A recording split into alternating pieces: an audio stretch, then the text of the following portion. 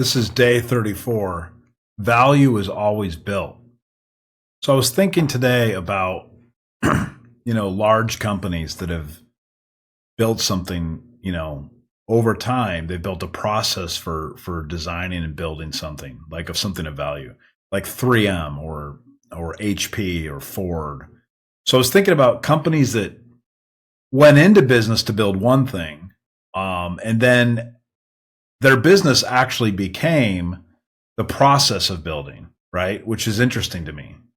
So it got me to thinking about my own life, or about what I try to present as valuable to somebody else. I mean, we're always in a situation, whether we are looking for a job, or whether we are trying to sell something to a customer, or we're trying to sell something to our boss, or whatever. We're trying to convince people to part with their money to us. So effectively, we're transacting in a value trade. We're trying to give them something of value in trade for money. Everybody has this negotiation going on at some point in their lives, right? My daughter came to me the other day asking me for some money. And I think she knew that asking me for the money for her event she had to go to was a little above and beyond what I would normally do for her. I would have given it to her anyway, by the way, but she doesn't need to know this. But so she came to me, and she knew instinctively that she had to provide something of value with the request. So she says, "Dad, I noticed your car is dirty." I'm like, "Yes." She goes, "I can clean that car for you." I'm like, "Oh, really?" And she goes, "Yeah, I need $20 for my event tonight." But that's interesting that she instinctively knew that she had to provide something of value in trade for the currency.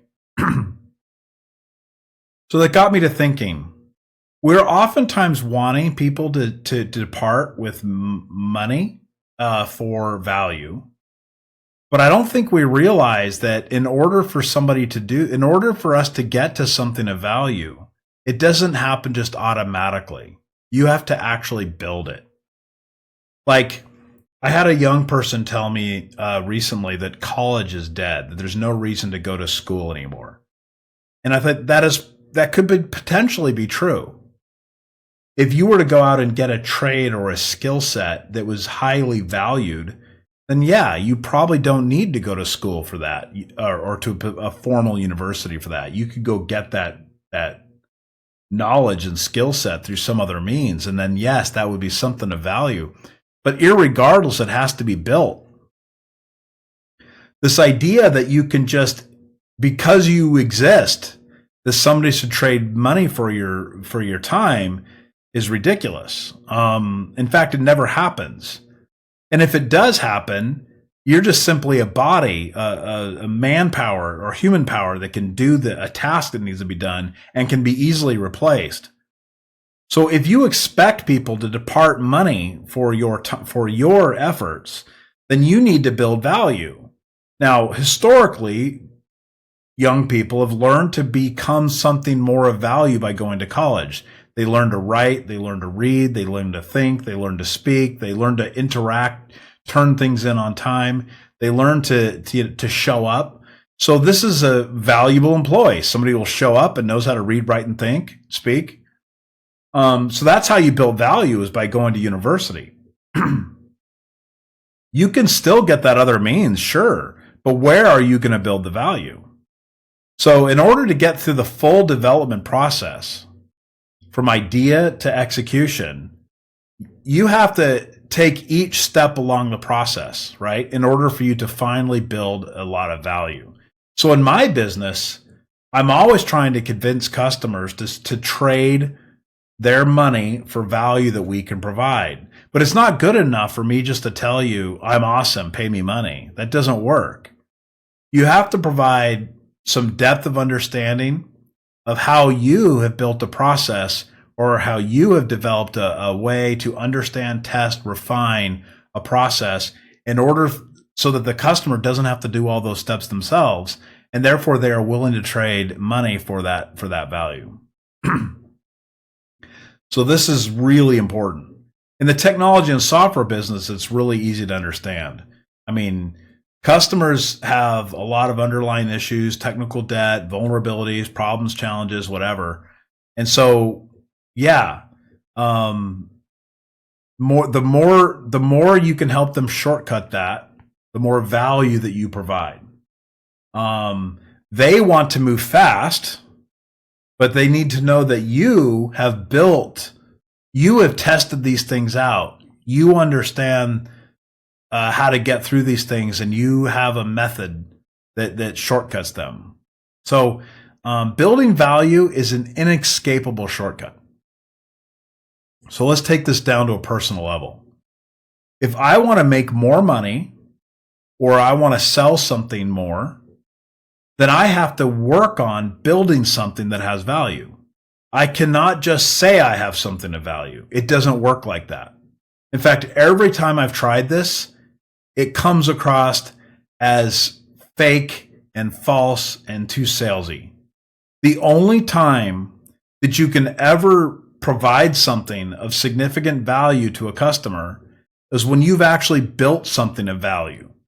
So you've taken the time to figure it out, to test it out, to try it out, to fumble around, right? To struggle through it, all of those things, right?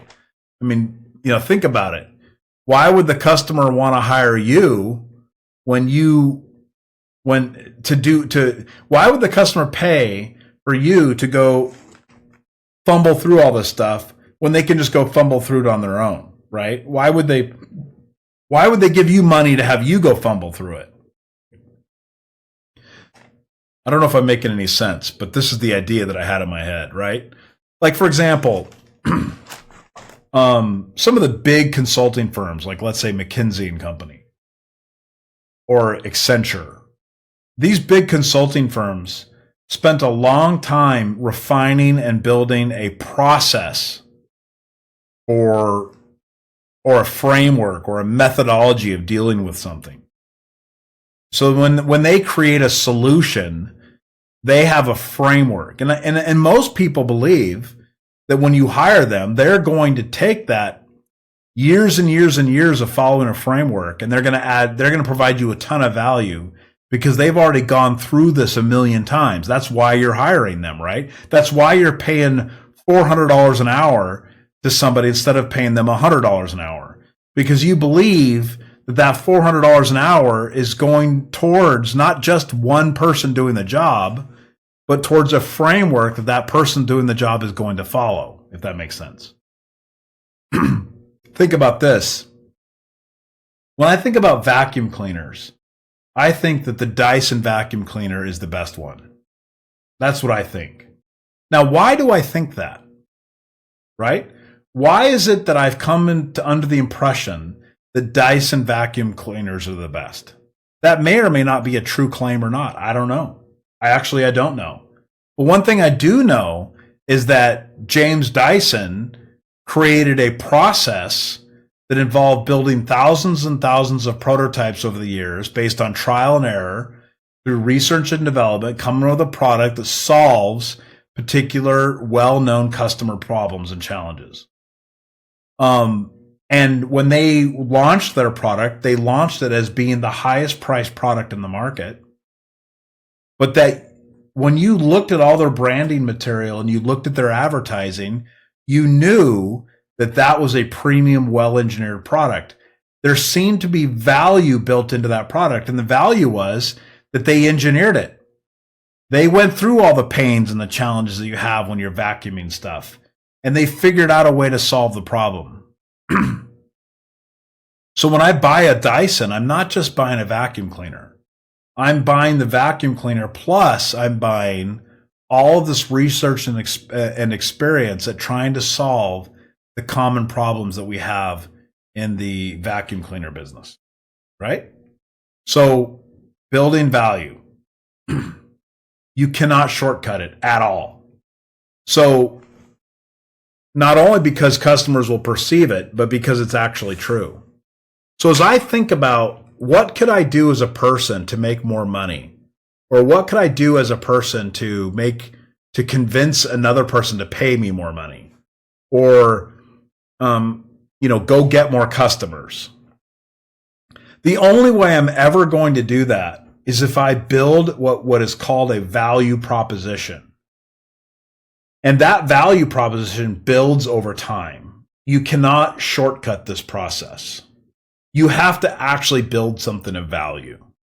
Think about it. I'm looking right here. I have a snack on my desk. And the snack is, on the back of it is this woman that created this trail mix company to create the perfect blend of trail mix with all the perfect nutrients. And she's talking all about her experience doing this for years and years and years and years, and all the trial and error she done.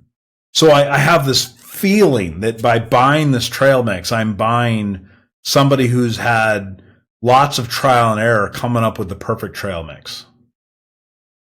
If you see this now that I've said this, you'll look around and you'll see it everywhere, right? Anyway, my point is that you have to build value. You can't shortcut it. Nobody's going to give you money unless you actually build something of value or build yourself into something valuable.